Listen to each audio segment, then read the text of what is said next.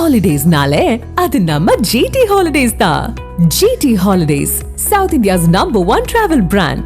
அதிமுக பொதுச் செயலாளராக இபிஎஸ் தேர்வு செய்யப்பட்டதை எதிர்த்து சூரியமூர்த்தி என்பவர் தொடர்ந்த மேல்முறையீடு மனுவை உச்சநீதிமன்றம் தள்ளுபடி செய்திருக்கிறது.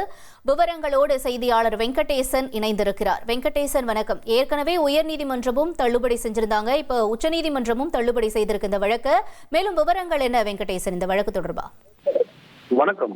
கடந்த 2022 ஜூலை 11ஆம் தேதி நடந்த அதிமுக பொதுக்குழு தீர்மானங்களையும் பொதுச் செயலாளராக எடப்பாடி கே பழனிசாமி தேர்வு செய்யப்பட்டதையும் செல்லாது என அறிவிக்க கோரி திண்டுக்கல் மாவட்டத்தைச் சேர்ந்த சூரியமூர்த்தி தாக்கல் செய்த மேல்முறையீடு மனுவை உச்சநீதிமன்ற நீதிபதிகள் PS நரசிம்மா, ஆலோக் ஆரதே அமர்வு விசாரித்தது. மனுதாரர் சூரியமூர்த்தி சார்பில் மூத்த வழக்கறிஞர் மீனாட்சி அரோரா ஆஜராகி மனுதாரர் மீது அதிமுக கட்சி விதிகளின்படி இதுவரை எந்தவித ஒழுங்கு நடவடிக்கையும் இல்லை என்றும் எம்ஜிஆர் மக்கள் கட்சி சார்பில் மனுதாரர் போட்டியிட்டார், இருப்பினும் சிவில் வழக்கு தாக்கல் செய்ய மனுதாரருக்கு உரிமை உள்ளது என வாதிட்டார்.